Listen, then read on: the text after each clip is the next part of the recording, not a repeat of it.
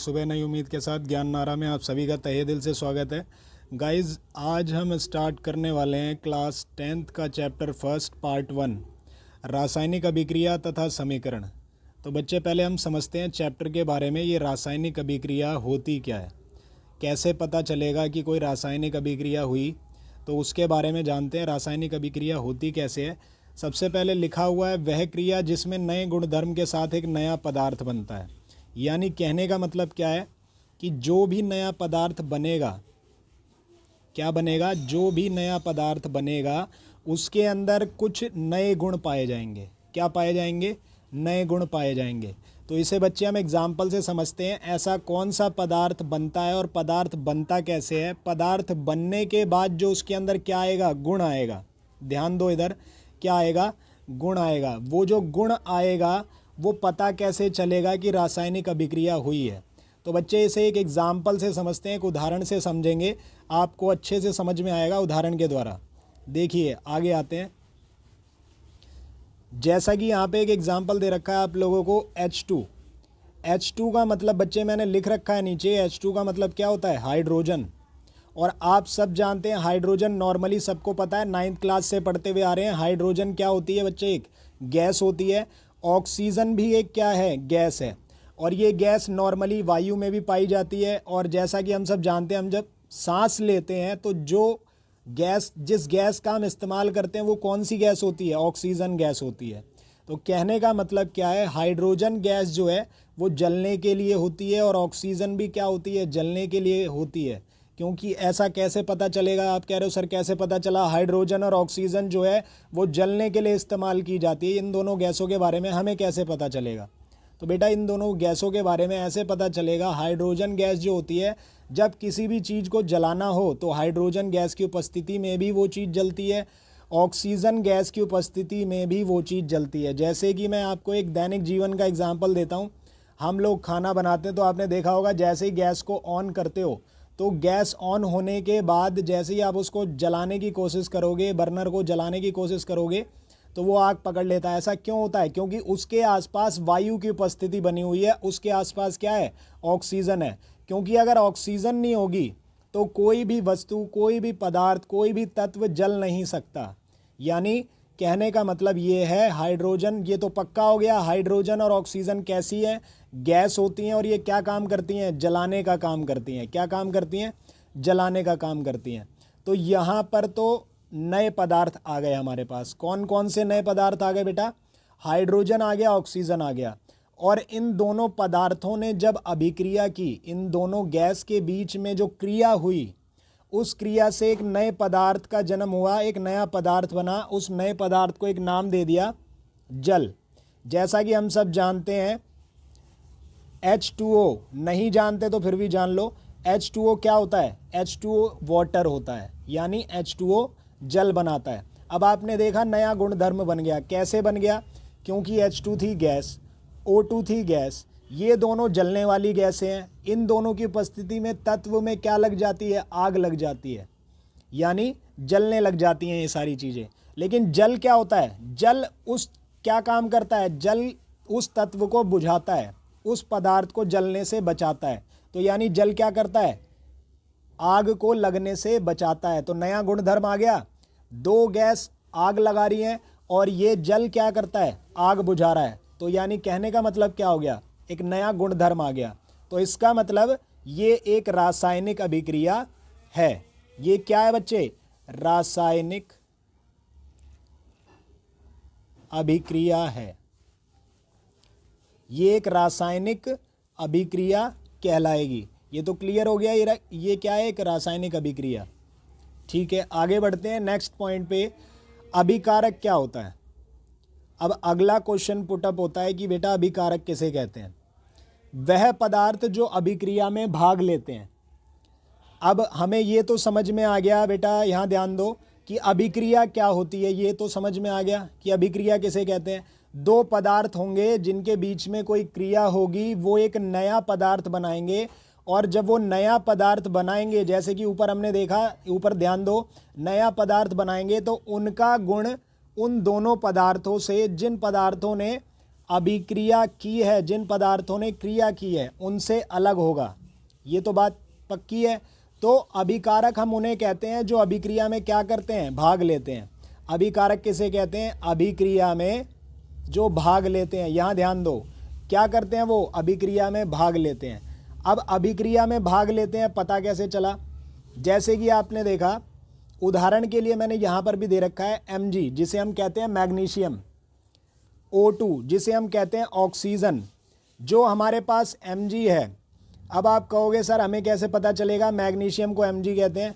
बेटे 9th class में आपने कुछ रासायनिक सूत्र पढ़े होंगे, चैप्टर में आया होगा कि मैग्नीशियम को Mg कहते हैं, H2 को हाइड्रोजन कहते हैं, O2 को ऑक्सीजन कहते हैं। ये सारी चीज़ें आपके चैप्टर में पहले 9th में आ चुकी हैं। नहीं आई कोई बात नहीं, आपको इरिटेट होने की ज़रूरत नहीं है, नहीं ना ही आपको नर्वस होने की ज़रूरत है। मैं यहाँ पे आपको सारी चीज़ें बताऊँगा कैसे होती है। जैसे कि आपको जितना बता रहा हूँ बच्चे, सिर्फ उतना पढ़ना है, उसके अलावा एक्स्ट्रा कुछ भी नहीं पढ़ना है। गारंटी है इसी में से आएगा, जो आएगा इस चैप्टर से, इससे हटके कुछ भी नहीं आएगा, इसलिए सारी चीज़ें लिखी हुई हैं। Mg प्लस में O2, मैग्नीशियम को Mg कहते हैं, ऑक्सीजन को क्या कहते हैं बेटा, O2 कहते हैं। बस इतना ध्यान रखो। आगे बढ़ते हैं। ये दोनों पदार्थ क्या कर रहे हैं, ये दोनों छोटे छोटे जो बच्चे हैं, ये दोनों जो लोग हैं, ये क्या कर रहे हैं, हम आम भाषा में ऐसे बोल रहे हैं। वैसे आम भाषा में इस तरीके से बोल सकते हैं, लेकिन साइंस की भाषा में आपको ऐसा नहीं बोलना, साइंस की लैंग्वेज में बोलना है। दो पदार्थ हैं जो कि अभिक्रिया में क्या कर रहे हैं, भाग ले रहे हैं। देखो बेटा अभी Mg में कोई चेंज नहीं आया, मैग्नीशियम जैसा था वो अभी भी वैसा ही है, इसने अपने अंदर कोई भी बदलाव नहीं लाने की कोशिश की है। O2 ऑक्सीजन कहते हैं, ये भी अभी वैसा ही है जैसा ये पहले था, यानी इसके अंदर भी कोई परिवर्तन नहीं आया, कोई बदलाव नहीं आया। तो इसने, इन दोनों ने क्या किया है, अभी अभिक्रिया में भाग लिया है। अभी ये आए हैं, अब ये कुछ करेंगे, आपस में क्या करेंगे अब ये तो यही जानते हैं, लेकिन कुछ करेंगे। अब वो जो करेंगे उसे हम कहते हैं अभिक्रिया, उसे हम क्या कहते हैं, अभिक्रिया कहते हैं। ये जो आपस में करेंगे उसे हम कहते हैं क्रिया। कहने का मतलब क्या है, ये Mg जो है ये बॉयफ्रेंड है, O2 जो है ये गर्लफ्रेंड है।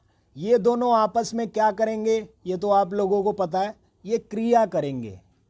आपस में जो क्रिया करेंगे उसका परिणाम आएगा, उसका रिजल्ट आएगा। अब उसका रिजल्ट हम आगे देखेंगे आएगा क्या। तो अब बात कर रहे हैं उत्पाद की। अभिक्रिया में भाग लेने पर, अभिक्रिया में दो बंदों ने भाग लिया, दो बच्चों ने भाग लिया, दो लोगों ने भाग लिया, दो पदार्थों ने भाग लिया। अब उन दोनों पदार्थों ने जब भाग लिया, एक गर्लफ्रेंड एक बॉयफ्रेंड ने भाग लिया, तो उसने एक नया पदार्थ बना दिया। उनके बीच में जो क्रिया हुई, उनके बीच में जो हुआ, जो गुफ्तगू हुई, उस गुफ्तगू से MgO बन गया। उस गुफ्तगू से क्या बन गया, MgO, यानी उनका नन्ना आ गया, मैग्नीशियम ऑक्साइड बना दिया। उनका नन्हा आ गया, यानी कहने का मतलब क्या है, मैग्नीशियम ऑक्साइड बना दिया। तो इसे हम कहते हैं रासायनिक अभिक्रिया।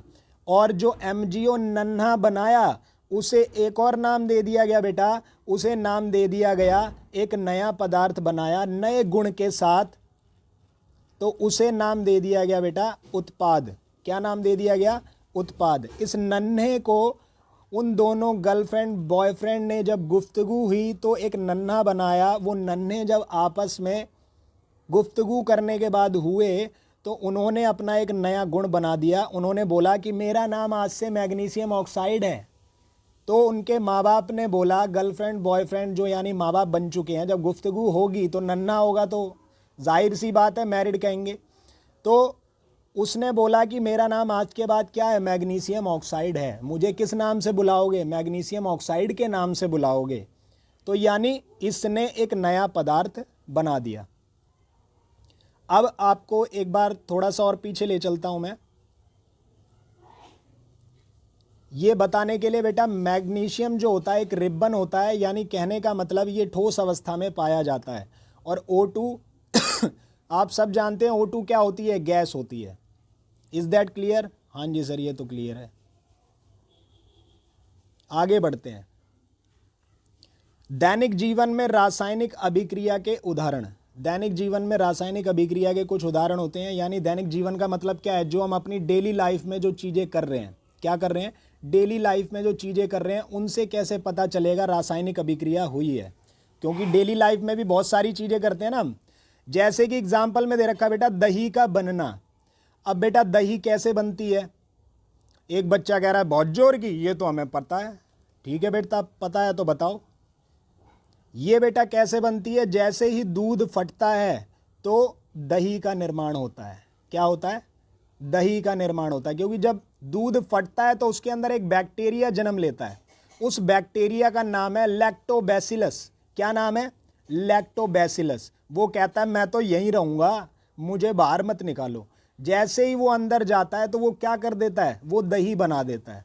कहता अब मेरा जन्म हो गया, अब मैं क्या बनाऊंगा, दही बनाऊंगा। तो कहने का मतलब रासायनिक अभिक्रिया हो गई। भोजन का पकना। अब बेटा भोजन आप कच्चा तो खाते नहीं हो, आप राशन से जाते हो, गेहूं उठा लाते हो, क्या कच्चा चबा लेते हो, नहीं, जानवर तो हो नहीं। तो कहने का मतलब क्या है, उसे आप क्या करोगे, उसे बनाओगे, उसे पकाओगे या उसे पीसोगे, कुछ भी करोगे। तो कहने का मतलब पकाओगे तो ना, और पकाओगे किस पे, गैस पे पकाओगे। अब आदि मानव का जन्म तो लिया नहीं है आपने, तो पकाना तो पड़ेगा, और पकाओगे तो खाओगे भी। अब आप कोई एक बच्चा कह रहा है सर आदि मानव ही तो थे, बेटा वो हमारे पूर्वज थे ना, तो आज की बात करो ना, वो तो बीत गया। सांस का लेना, बेटा ये वो वाली सांस नहीं है, सांस भी कभी बहू थी, ये है जो हम वायु लेते हैं उसे सांस कहते हैं। तो इसका मतलब क्या, ये सांस लेना क्या होता है, जैसे कि हम सारे क्या करते हैं, ऑक्सीजन लेते हैं और कार्बन डाइऑक्साइड छोड़ते हैं, ये सब जानते हैं। यानी गैस का क्या हो रहा है, आदान प्रदान हो रहा है। गैस आ रही है, गैस जा रही है, ऑक्सीजन आ रही है, कार्बन डाइऑक्साइड जा रही है। तो कहने का मतलब क्या है, इसे कहते हैं सांस का लेना। यानी चेंज हो रहा है, बदलाव हो रहा है, क्रिया हो रही है, परिवर्तन हो रहा है। तो ये सब क्या है, रासायनिक अभिक्रिया है। ये समझ में आ गया। आगे बढ़ते हैं। रासायनिक अभिक्रिया की कुछ विशेषताएं हैं बेटा हमारे पास। अब वो विशेषताएं क्या हैं, एक बच्चा कह रहा सर आप बताओ ना। मैं बता रहा हूं ना बेटा, गुस्सा क्यों हो रहा है। पहला पॉइंट है बेटा गैस का निकलना।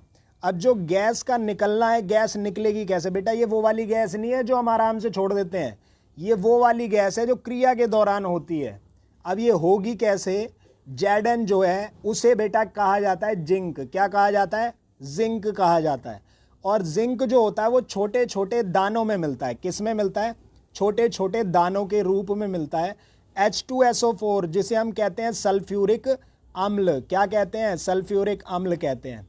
ध्यान रखना, जब ये दोनों आपस में क्या करेंगे, क्रिया करेंगे, तो बेटा मैंने आपको बताया, अभी पीछे बताया, Zn और H2SO4 को एक बार के लिए अगर गैस के निकलने को छोड़ के हम ये समझ लें कि Zn प्लस में H2SO4 अभी इसमें क्रिया होनी बाकी है, और जिसमें क्रिया होनी बाकी होती है, जो भाग लेते हैं उन्हें हम एक नाम देते हैं। क्या नाम देते हैं, बहुत अच्छे, वेरी गुड, अभिकारक नाम देते हैं।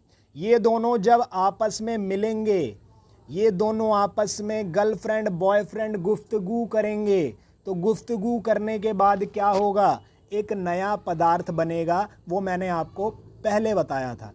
लेकिन यहाँ पर क्या हुआ, गैस जब निकली तो पता कैसे चला, Zn प्लस में H2SO4।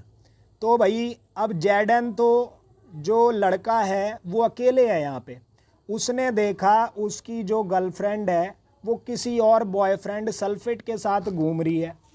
अब हाइड्रोजन के साथ उसकी गर्लफ्रेंड सल्फेट घूम रही है, तो उसने क्या किया, बहुत हो गया तुम्हारा, बहुत कर लिए तुमने सीन, अब मैं करूँगा सीन। तो उसने क्या किया, H2 को उसकी जगह से हटा दिया, बोला हट यहाँ से, चल परे ने। तो क्या हुआ, जैसे ही उसने उसको हटाया तो ZnSO4 एक साथ हो गए। अब उन्होंने बोला हम साथ साथ हैं, ZnSO4 क्या हो गए, साथ साथ हो गए। और जैसे ही वो दोनों साथ साथ हुए, हाइड्रोजन जो है, जो हाइड्रोजन क्या थी, हाइड्रोजन जो था उसका जो बॉयफ्रेंड था वो अलग हो गया, वो अलग हो गया। यानी उसने बोला मैं अब अलग ही सही हूँ, तो गैस निकल गई, यानी हवा निकल गई, हाइड्रोजन की हवा निकल गई, क्योंकि उसकी गर्लफ्रेंड उससे दूर हो गई। ये क्लियर हो गया। तो यहाँ पे कौन सी गैस निकली, हाइड्रोजन गैस निकली। जब जिंक के दाने सल्फ्यूरिक अम्ल में मिले तो ZnSO4 बना दिया, यानी जिंक सल्फेट बना दिया और हाइड्रोजन गैस निकल गई। तो इसे कहते हैं गैस का निकलना। बच्चे ये क्वेश्चन पक्का आता है पेपर में, गारंटी से लिख लो। और ये पूछा जाता है क्योंकि पेपर वाला बहुत चालाक है, वो क्वेश्चन को घुमा कर पूछता है। तो ये क्वेश्चन पक्का पूछा जाता है कि हमारे दैनिक जीवन में जो रासायनिक अभिक्रिया में विशेषताएं हैं वो बताइए, लक्षण है वो बताइए। या क्वेश्चन ये पूछा जाता है कैसे पता चला कि कोई रासायनिक अभिक्रिया हुई है।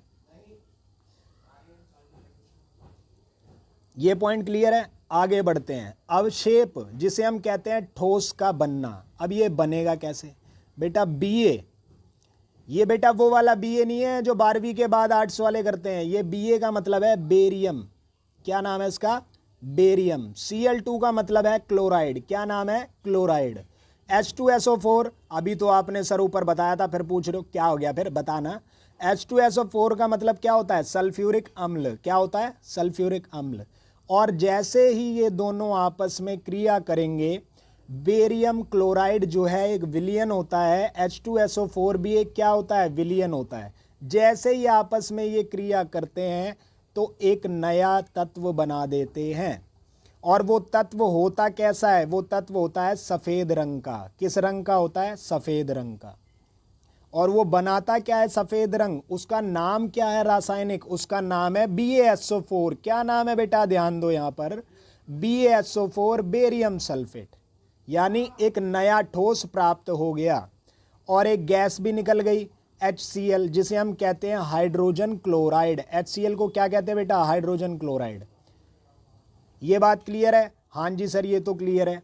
तो ये सारी चीज़ें आपको अभी तक फर्स्ट पार्ट में पढ़नी है। ध्यान से पढ़ना बेटा एक एक पॉइंट को, और कोई भी डाउट आता है तो पूछना। Thanks for watching. आपका पार्ट फर्स्ट यहीं पर एंड होता है। बेटे अगर आप चैनल पर नए हैं और चैनल पे प्लीज़ बने रहिए। चैनल पर नए हैं तो सब्सक्राइब कीजिए, लाइक कीजिए, कमेंट कीजिए और इसी तरीके से मेरे चैनल की वीडियो देखते रहिए। आज के लिए बस इतना ही। धन्यवाद।